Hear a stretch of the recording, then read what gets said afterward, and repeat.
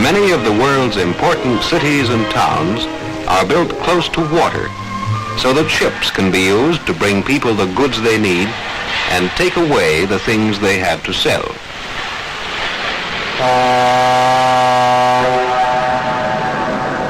Ships are slow, but a railway train more than 3 miles long would be needed to fill up just one big laker like this with iron ore.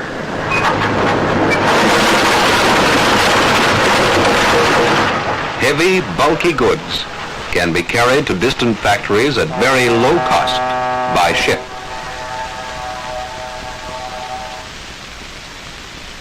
In the center of North America are the Great Lakes. They form the world's largest and busiest inland waterway system. Many places around the lakes have grown into important industrial centers because of the advantages of water transportation. For example, the Detroit-Windsor area has become heavily industrialized. It can get iron ore from the north and coal from the south. These are needed to make steel for cars and machinery, some of which are also shipped to market by water. The United States and Canada share these great inland seas.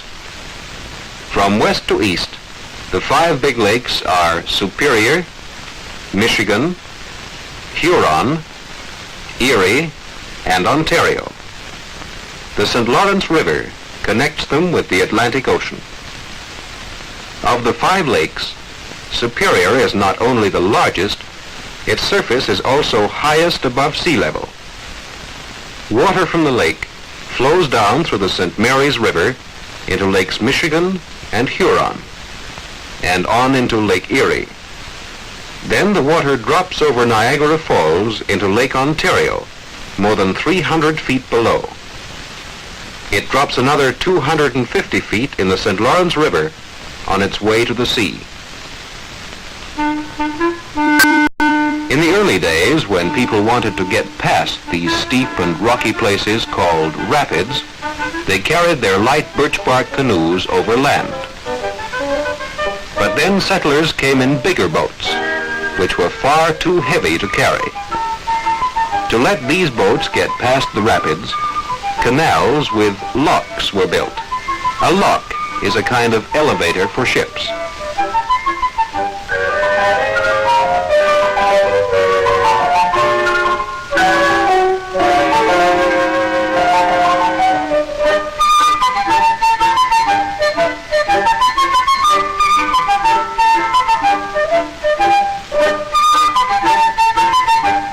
These early canals were built for very small boats.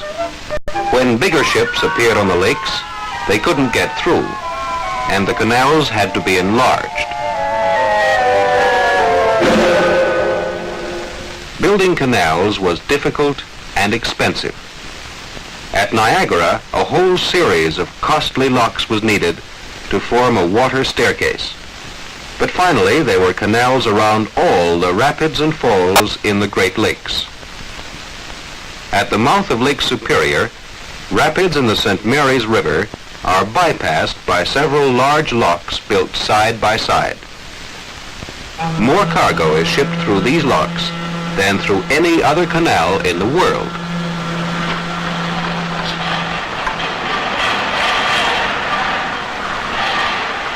Many of the lakers carry prairie wheat bound for overseas.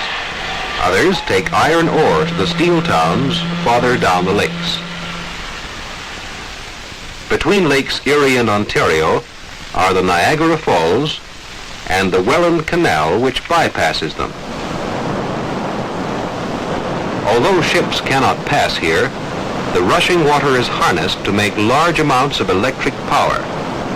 And a few miles away is the Welland Canal, where a ship can be raised or lowered step by step, more than 300 feet to get past the falls.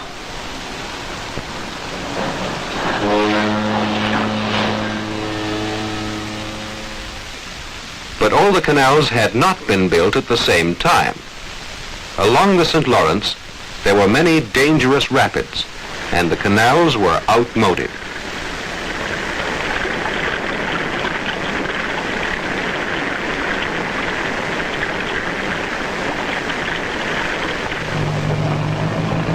These canals had been built many years ago, and ever since, boats have had to be kept small so they could squeeze their way through shallow, narrow locks. Late each fall, just before the waterways began to freeze over, there would be a long lineup of these small boats waiting to go through to their winter berths at Montreal. The old canals were a bottleneck. Big lake boats couldn't get through the canals to Montreal, and large ocean-going ships couldn't reach the lakes. Only very small boats were able to use these old canals. A large modern waterway was needed. That is why Canada and the United States agreed, after many discussions, to create a new canal system to benefit both nations, the St. Lawrence Seaway. To build it, old canals and land would have to be flooded by a new man-made lake, Lake St. Lawrence, and a series of large new locks would have to be built, 2 in the United States, the rest in Canada. The power of the river would also be harnessed at 2 large electric generating stations, one in Canada, the other shared by both countries. Work began in the summer of 1954, when Canada's Prime Minister turned the first sod.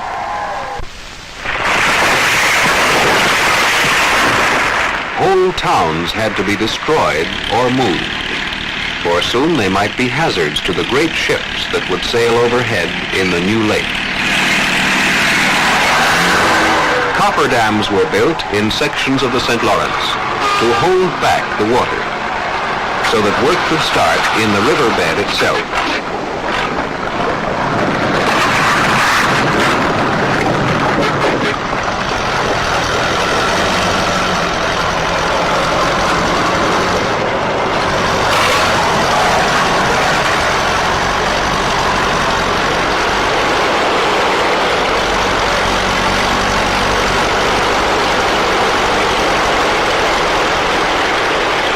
As the river was made to flow around the construction site, the dried up section of the riverbed was dug away.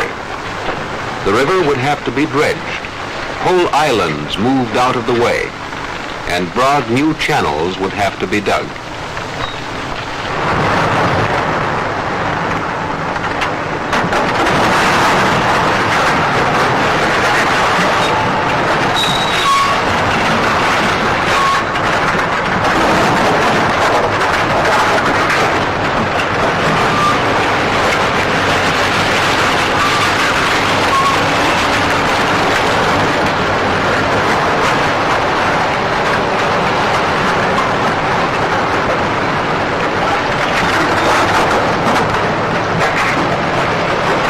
Enough rock and earth had been removed, millions of tons of concrete were poured into the excavations.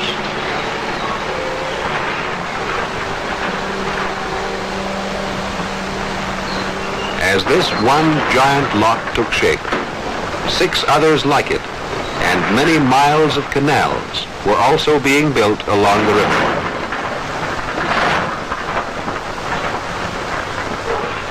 Finally, the locks were ready, each broader than a superhighway, longer than a city block.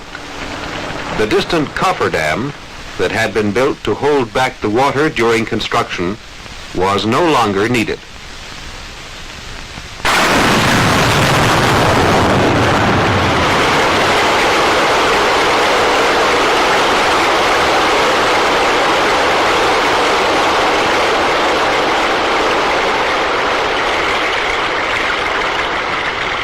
The old roads and the farms alongside, the abandoned town sites and old churchyards would soon be under many feet of water.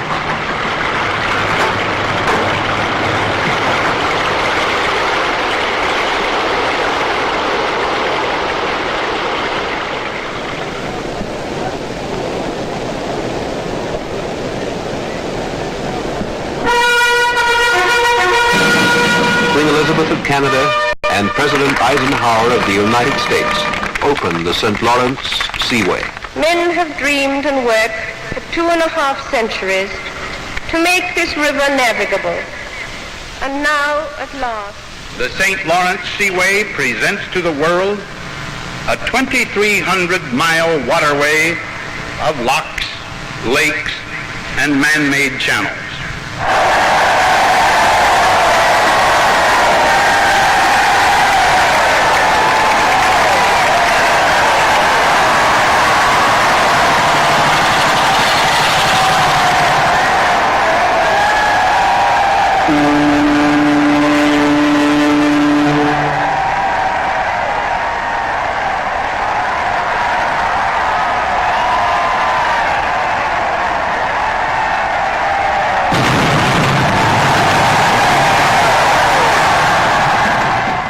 Now Lakers carry iron ore from west or east to the steel mills of the Great Lakes.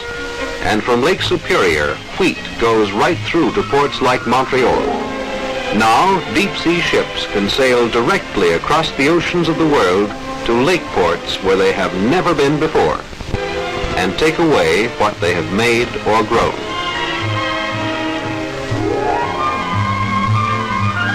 Even people far from these busy ports and waterways will benefit from this great seaway for ocean ships and giant lakers.